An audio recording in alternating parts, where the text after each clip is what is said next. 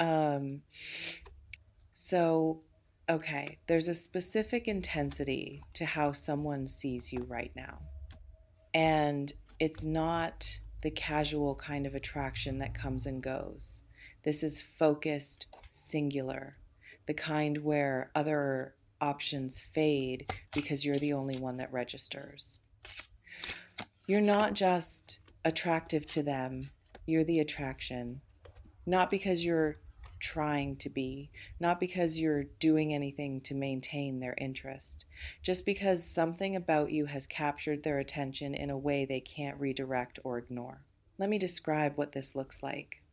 You may have noticed someone's energy toward you feeling more concentrated lately.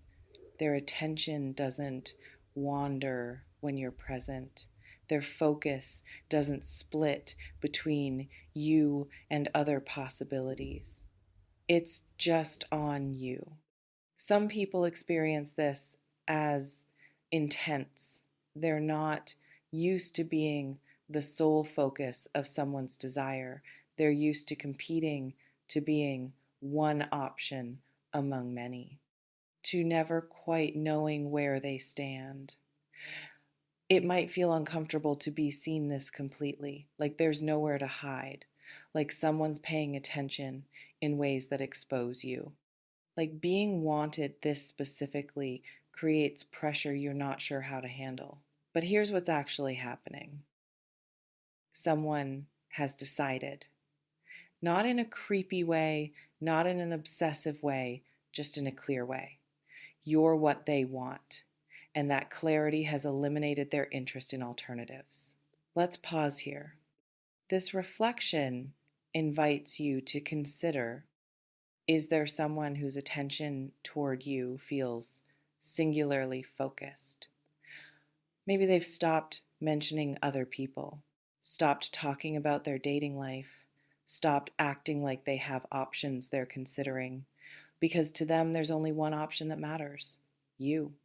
You may have been skeptical of this, assuming everyone's keeping their options open, assuming interest is always divided, assuming no one fully commits their attention until commitment is official. It's possible this person is different, or this situation is different. They're not playing the field, they're not hedging. They're all in on you, even if nothing's been established between you. Some people decide early. They know what they want and they pursue it without distraction, without keeping backup plans, without entertaining other possibilities just in case. You may be dealing with that kind of person, someone who's chosen you internally, even if they haven't expressed it externally yet, whose actions show singular focus, even if their words haven't caught up. It can feel surreal to be someone's only focus, like it's too good to be true, like surely they're still looking around, even if they're paying attention to you. But some people really do stop looking when they find what they're looking for, and you might be what they're looking for. This reflection invites you to consider: when someone wants only you, does that feel like a gift or like pressure? There's something specific about what beautiful means to them. It's possible beautiful isn't just about your physical appearance, though they likely find you physically attractive. But what's capturing them is deeper than surface aesthetics. You may represent something to them that goes beyond looks: the way you think, the way you move through the world, the energy you carry, the combination of qualities that make you specifically you. Some people are attracted to pretty faces, but what creates lasting want is when someone finds you beautiful in dimensions that don't fade, when they're attracted to your mind and your presence and your essence, not just your features. You may be experiencing that kind of attraction from someone where they see beauty in parts of you that you don't even think about, where they're drawn to things about you that you consider ordinary. Or maybe they see potential in you that you don't see in yourself. They recognize who you're becoming. They're attracted to the version of you that's emerging. They want to be part of your evolution. It can feel vulnerable when someone sees more in you than you see in yourself, like they're setting themselves up for disappointment. Like you can't possibly live up to whatever they're projecting. But what if their perception is more accurate than yours? What if you're the one underselling yourself and they're just seeing clearly? This reflection invites you to consider, what if someone's high opinion of you is actually accurate? Let me talk about what want you bad actually means. It's possible this isn't just mild interest, this is active desire. The kind where they're thinking about you when they shouldn't be, where you interrupt their focus, where they're creating reasons to be near you or contact you. You may notice increased effort from someone, more texts, more invitations, more showing up, not in a stalking way, just in an I'm making it clear I'm interested way. Some people pursue subtly, but when someone wants you badly, the subtlety starts to slip. They become more obvious, more direct, more willing to risk rejection because not trying feels worse than trying and failing. You may be receiving less subtle signals, comments that border on flirting, invitations that feel like dates even if they're not called that, attention that's harder to misinterpret as just friendly. It can feel flattering and terrifying simultaneously. Flattering because being wanted feels good, terrifying because being wanted creates responsibility to respond, to decide, to either reciprocate or clarify that you don't. And maybe you're not sure which you want to do. Maybe you're attracted but scared, interested but uncertain, wanting to explore but worried about complications.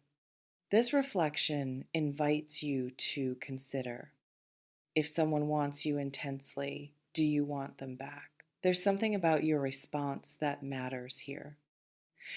It's possible you're enjoying the attention without examining whether you actually want the person. Being desired feels validating, feels good, and you might be basking in that without considering what you actually feel. You may need to get honest with yourself. Are you interested in this person? Or just interested in being wanted? Because those aren't the same thing, and confusing them creates mess.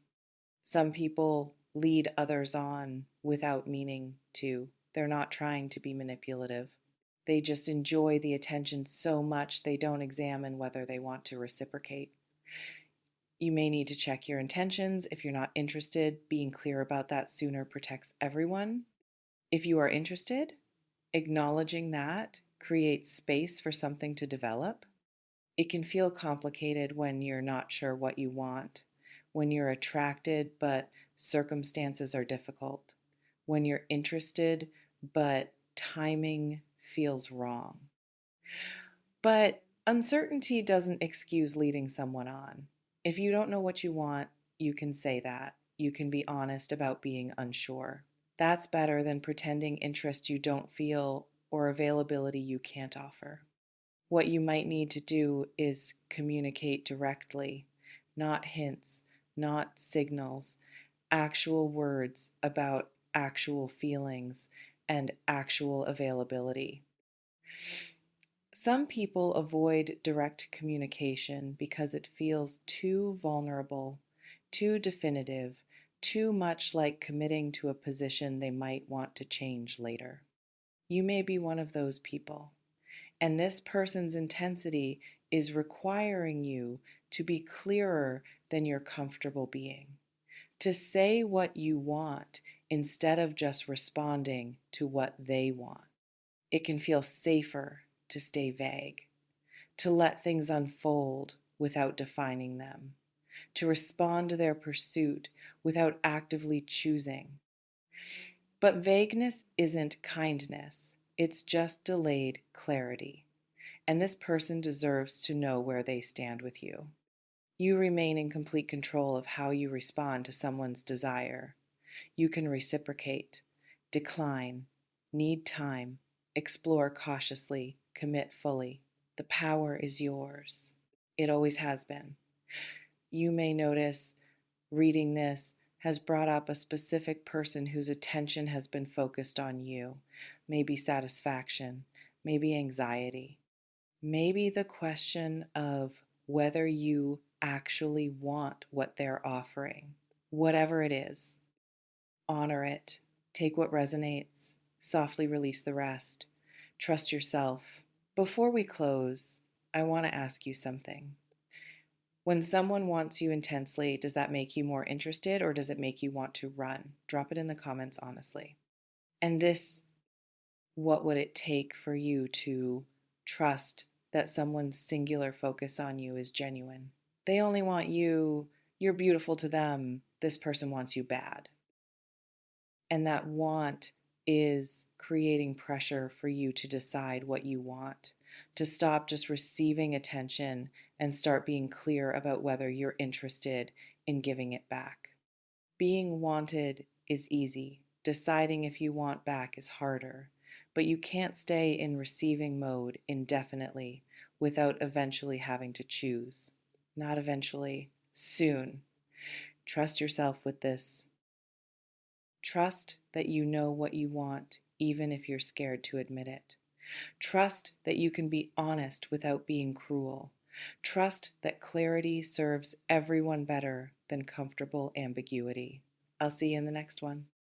And listen, someone wanting you doesn't obligate you to want them back, but it does require you to be honest about what you actually feel. Stay clear, stay honest, stay fair. Someone's waiting for your answer.